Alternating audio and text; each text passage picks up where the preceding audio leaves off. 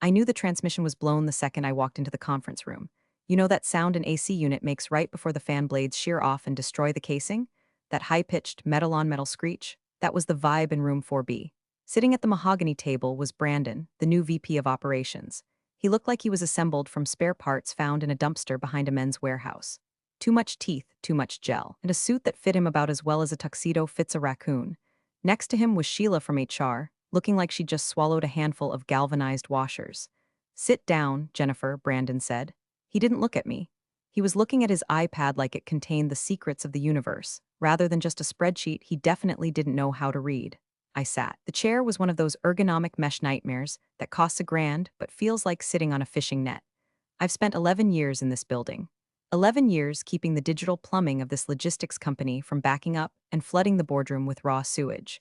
I built the platform. I patched the leaks. When the server room overheat alarm went off at 3 a.m. on Christmas Eve, I was the one who drove in on black ice to keep the system from melting down into a puddle of expensive silicon slag. "Jennifer," Brandon started, using that tone corporate guys use when they think they're being empathetic but actually sound like a condescending GPS. "We're making some structural changes, pivoting to a more agile framework." Agile? I hate that word. It's corporate speak for we're cutting the load-bearing beams to save money on lumber. "Cut the crap." "Brandon," I said, my voice sounded scratchy. I felt like I needed a cigarette and I don't even smoke anymore. "Well, not inside. You're firing me. Just say it. Don't dress it up in flowery language. It smells like air freshener sprayed over a dead rat." Sheila gasped. Brandon's smile twitched. "We're eliminating your position, yes. We feel your legacy approach is holding us back from modernization." Legacy approach. That's a nice way of saying you actually know how the machine works, and that scares us. See, I'm not a coder in a hoodie drinking matcha. I'm a mechanic. I treat this network like a '78 Ford truck. It's ugly, it rattles, and it smells like gasoline, but it pulls the load. Brandon wants a Tesla. He doesn't realize he's working in a quarry where a Tesla will snap an axle in 10 feet. "You're done here," Brandon said, sliding a folder across the table. "Effective immediately. We need your badge, your laptop, and the system credentials. All of them today." I looked at the folder. It was thick, probably full of legal jargon written by a lawyer who thinks Python is just a snake. I felt a cold, hard knot form in my stomach. It wasn't sadness. It wasn't fear. It was the specific, burning rage you feel when a customer tells you they fixed the leak with duct tape and now they're mad the ceiling is caving in. Look, before I tell you how I turned this guy's career into a smoking crater, do me a solid. Hit the subscribe button or the upvote arrow or whatever. It's free and it helps me buy the cheap whiskey I need to recount this story without punching a wall. Thanks. Now back to the demolition. "Credentials," I repeated. "You want the keys to the kingdom, Brandon? You sure you know how to drive this thing?" "My team is more than capable," he scoffed. "We have consultants coming in on Monday. Just write down the admin passwords and the encryption keys." I leaned back, the mesh chair creaked. "Brandon, have you read my employment contract? The original one? The one I signed with the old man before he died?" Brandon rolled his eyes. "We've reviewed the standard agreements, Jennifer. This is a standard termination. You get 2 weeks severance if you sign the NDA. 2 weeks. 11 years of keeping their freight trucks moving, their billing systems syncing, and their regulators happy, and he offers me 2 weeks. That's not a severance package. That's a tip you leave for a waitress you just insulted." "It's not a standard agreement," I said quietly. "You really should read the specs before you fire up the furnace, Brandon. There's a pressure valve in there you don't know about. I don't have time for this," he snapped. "Sign the paper, Jennifer. Hand over the credentials, or we walk you out with security and fight your unemployment claim. Your choice." I looked at him, really looked at him. I saw the arrogance, the ignorance, the absolute unearned confidence of a man who has never had to clean grease out from under his fingernails. He thought I was just overhead. He thought the system ran on magic and synergy. He didn't know that I am the system. I picked up the pen. It was a cheap Bic. Fitting. "Okay, Brandon," I said, "I'll sign. Remember this moment. Remember I asked you to read the contract." I signed my name. It looked like a jagged scar across the paper. I didn't write down the passwords. I didn't write down the encryption keys. I just signed the termination letter. "Smart choice," Brandon smirked. "Now the credentials, I can't give you those," I said, standing up. "Not legally. Not without the board's signature. It's in the contract you didn't read." "Get out," he hissed. "Security." I walked out of that room. I didn't look back. I felt the vibration in the floorboards, the hum of the servers in the basement. They were running smooth right now. But the mechanic had just been fired. And without the mechanic, the machine starts to wobble. I walked to the elevator, my boots heavy on the carpet. "You want to drive, Brandon?" I whispered to the closing doors. "Hope you know how to handle a blowout at 90 miles an hour. Understand why Brandon just pulled the pin on a grenade he's holding in his teeth? You have to understand what I actually do here, or what I did here. Most people think IT is clean. They picture white rooms, blue lights, and guys in hoodies sipping Red Bull. Bullshit.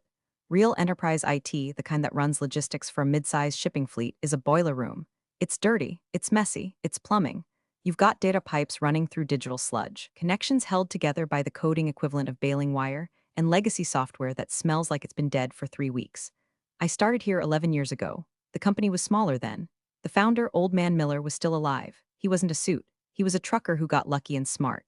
He had hands like catcher's mitts and smoked cigars that smelled like burning tires. I liked him.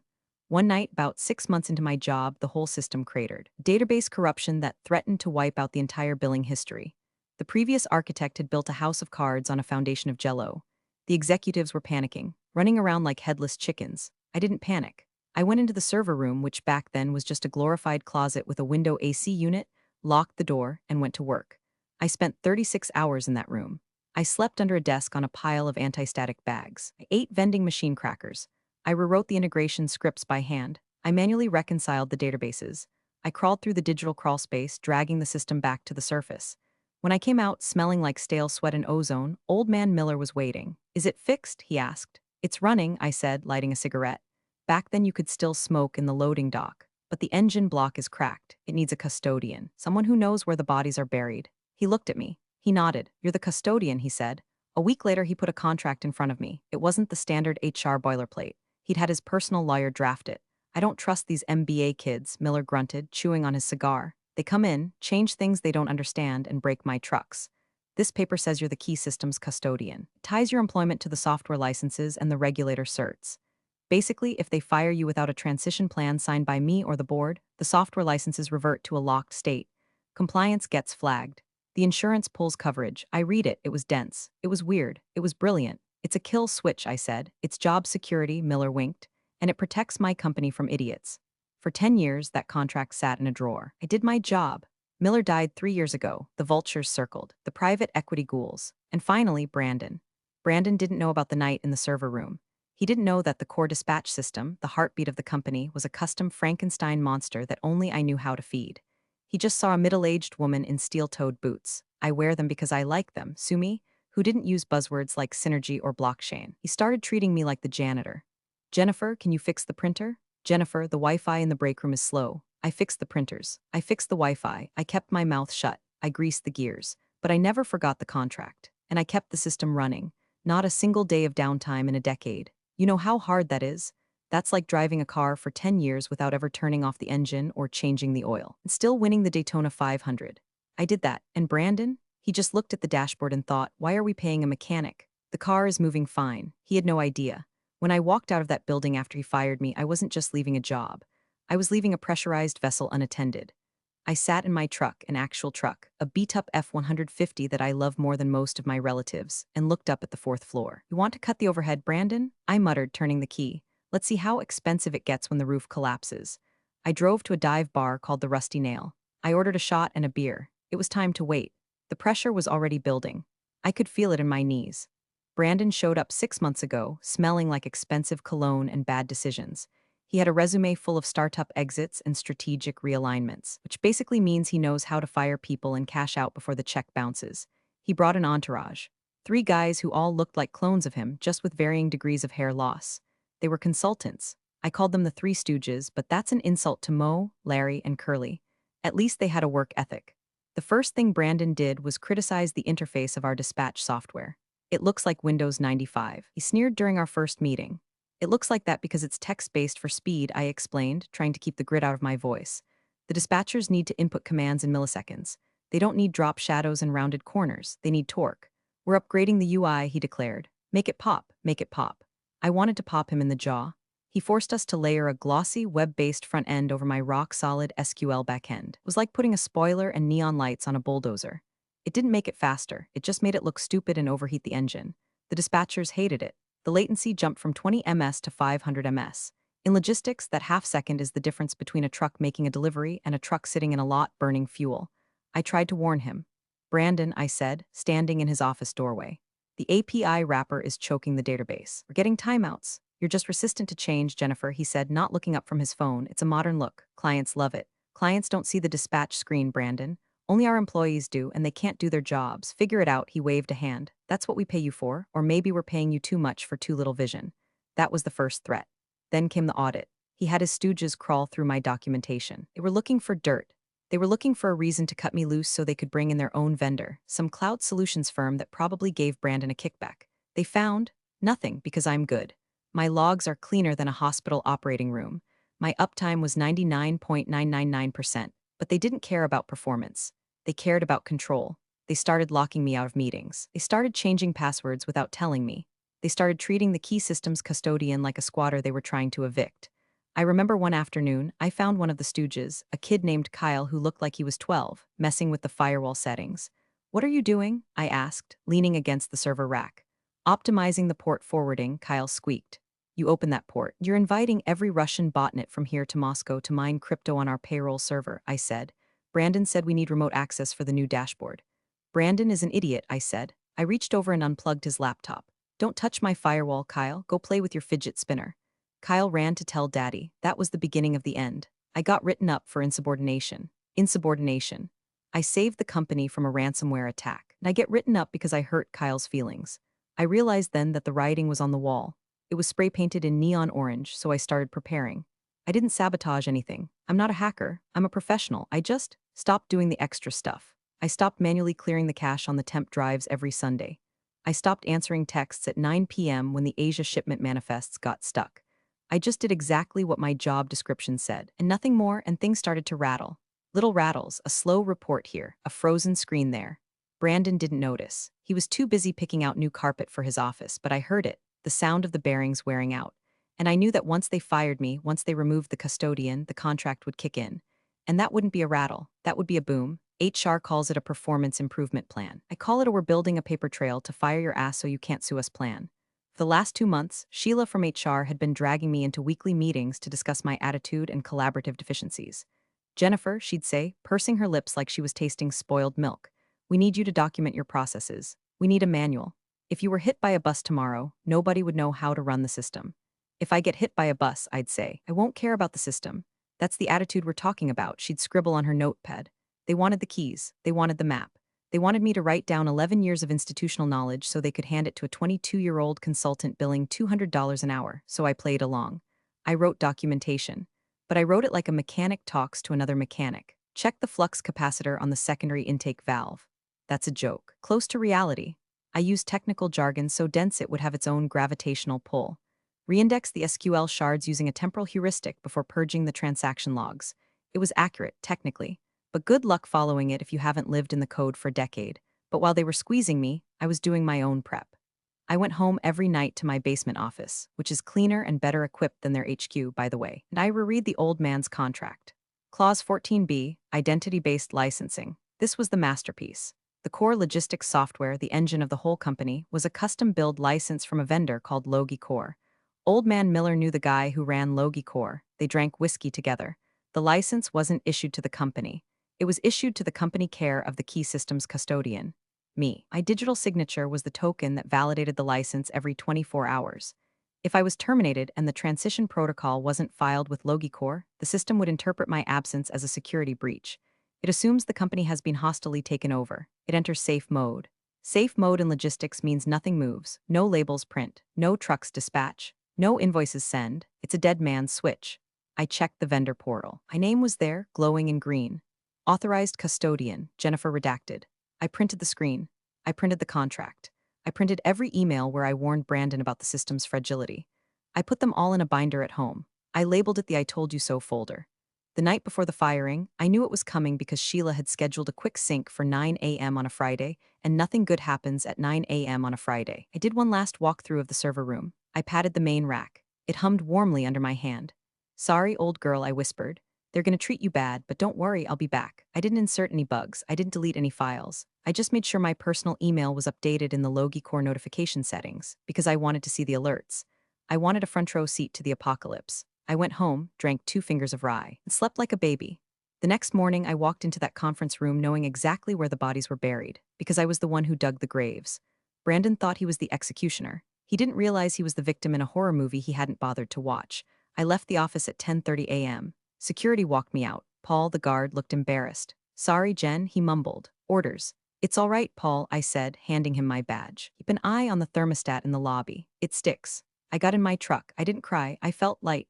For the first time in 11 years, the weight of a multi-million-dollar logistics network wasn't sitting on my shoulders. It was sitting on Brandon's, and his shoulders were padded with cheap foam.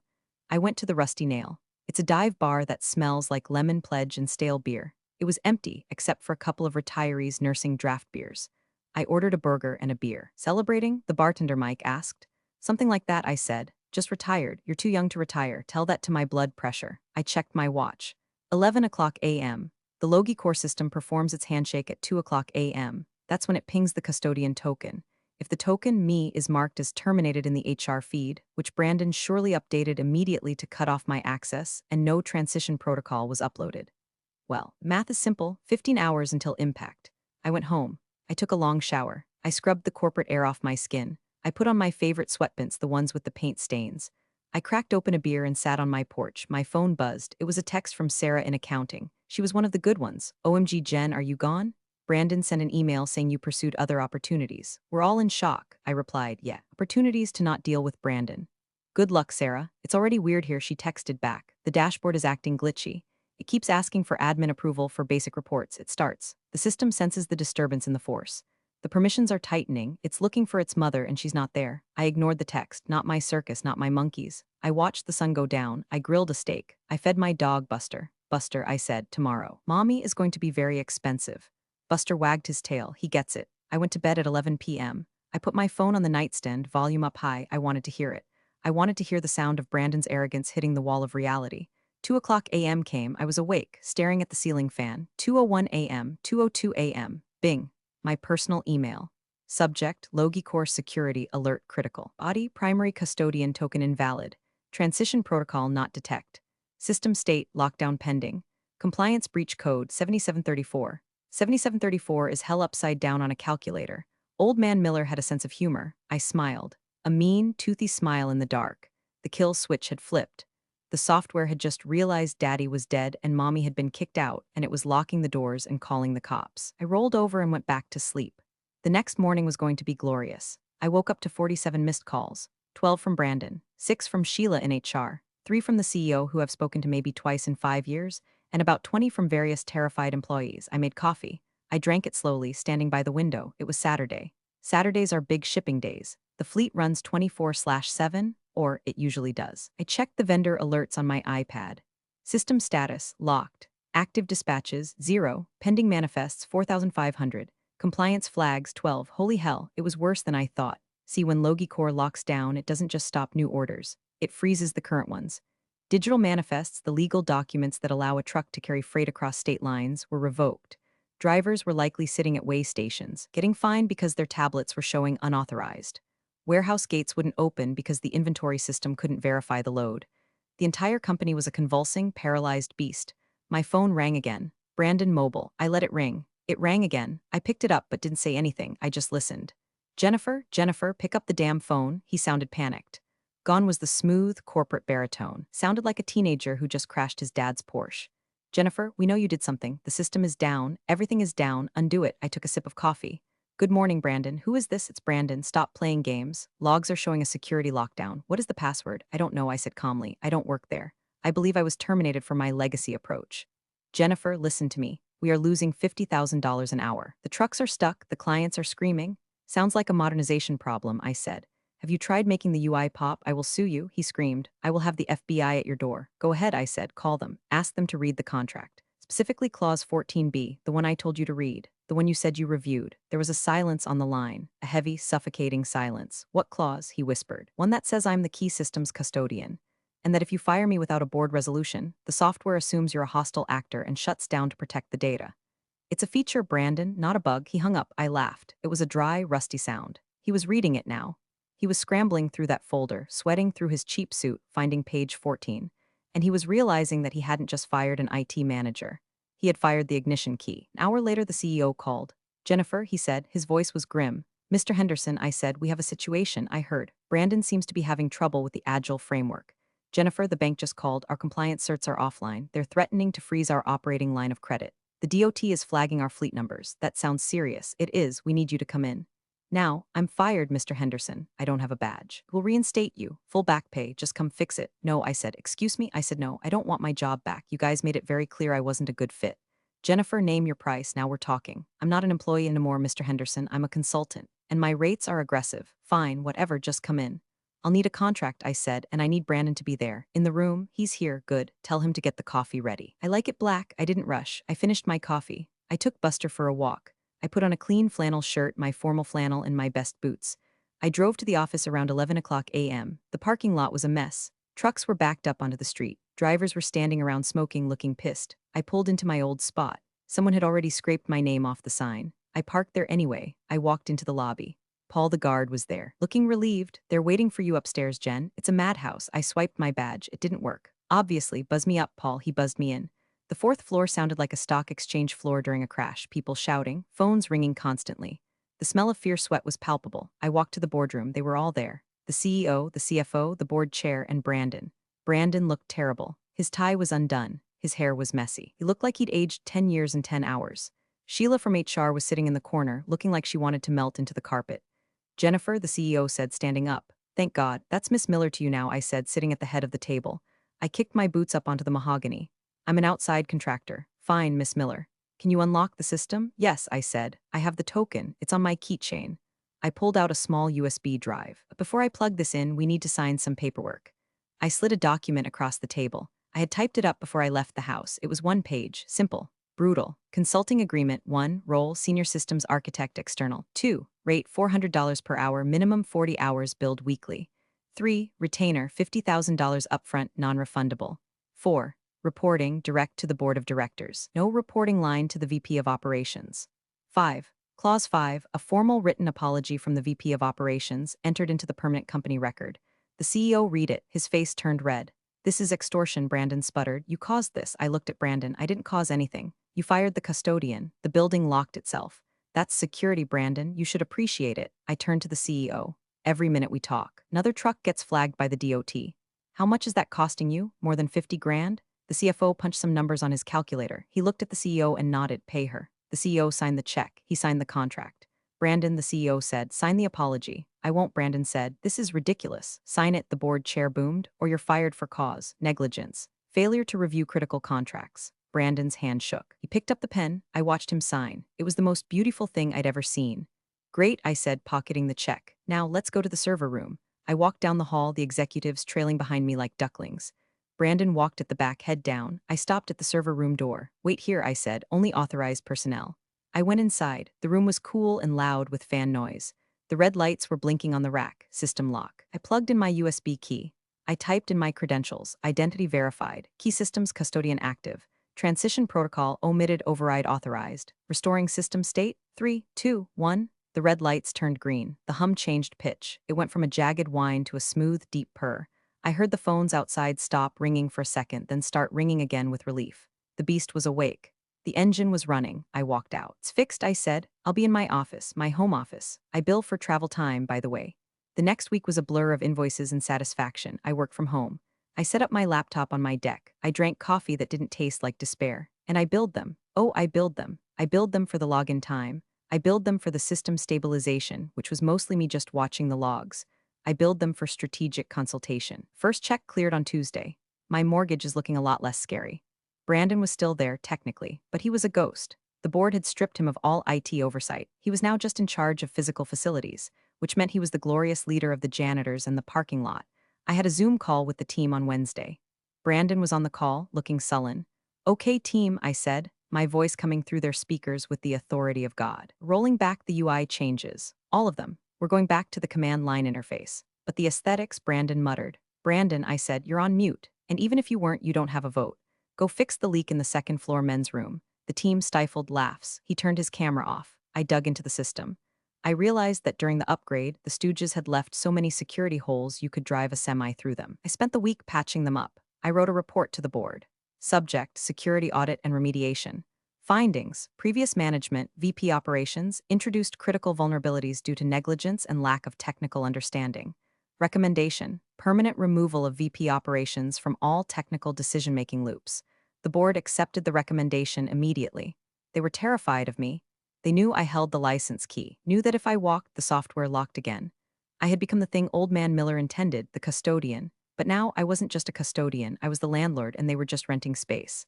I went into the office on Friday to pick up some personal items I'd missed. People looked at me differently. No more IT lady. Now it was Miss Miller. I walked past Brandon's office. He was yelling at a vendor about carpet swatches. He saw me. He stopped yelling. He looked small. I didn't say anything. I just tapped the folder under my arm, the one with the contract, and kept walking. He knew he was done. He was just waiting for the final paperwork. And honestly, I didn't even care enough to fire him. Watching him rot in middle management purgatory, terrified of a woman in flannel, was way more satisfying. It's been 3 months since the meltdown. The company is running better than ever. The trucks are on time. Dispatchers are happy because I gave them back their ugly, fast black and green screens. I visit the office once a week. I wear jeans. I leave at 2 p.m. Nobody says a word. Brandon resigned last week to pursue other opportunities. I heard he got a job at a startup selling NFT-based supply chain solutions. Good luck to them. He's their problem now. The board asked me to stay on permanently as the CIO. I told them no. I like being a consultant, like the hourly rate, and I like knowing that I can walk away any time I want and they have to beg me to stay. I did agree to train a successor, though, a young kid named Marcus. Smart kid. He knows Python, but he also knows how to use a screwdriver. I'm teaching him the ropes. I'm teaching him that the cloud is just someone else's computer, and that fancy UIs don't move freight. And I'm teaching him to read the contracts. I'm sitting in my garage right now. It's Friday night. I've got a cold beer Miller High Life, obviously, and I'm tinkering with an old server blade I bought on eBay. I like taking things apart. I like seeing how they work. And I like knowing that sometimes the most important part of the machine isn't the shiny casing or the loud exhaust. It's the nut that holds the wheel on. Brandon tried to strip the nut, and he learned what happens when the wheels come off. So, here's the lesson, folks. Whether you're running a server farm for a logistics giant, don't mess with the mechanic. Don't ignore the weird noises in the engine. And for the love of God, read the damn contract, because there might be a clause in there that turns your termination meeting into a hostage situation.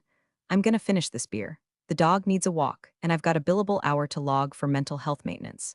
Stay greasy, Reddit, Jennifer out. And seriously, hit the upvote button. The retainer pays the bills, but the karma warms my cold, cynical heart. Appreciate you sticking around, you legends of the break room.